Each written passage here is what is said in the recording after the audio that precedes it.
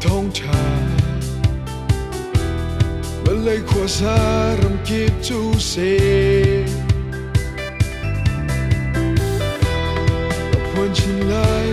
hoàn chỉnh đi lại mà đồn hà mi phung kiếm ni anh thấy lan tiền Hallelujah Amen sự mi thiên địa tề bởi ta thắm trái Hallelujah Amen lời lý chung trên bởi ta thắm trái Hallelujah Amen sang đi và ra mình thắng trái Hallelujah Amen xung quanh hàng theo tên ta sẽ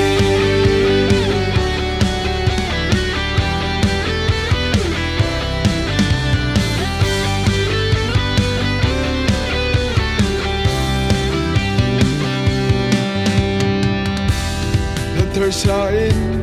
cẩn thận trở lại nằm yên thiang có dài nghe mi đi la kê dài là đồ lê ring ôn kinh hê cẩn thận lạc bôi đang ngàn lời Hallelujah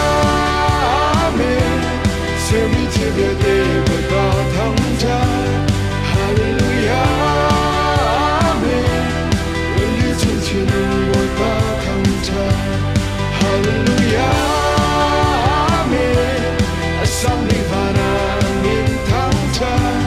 Hallelujah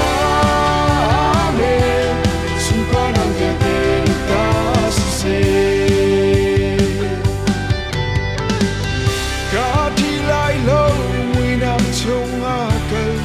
thân ninh lô nó cũng bị rung rang gần hai cẩn thận trở lại bên lấy chan đông tiếng lần đôi nó cứ hú bên rung rang cả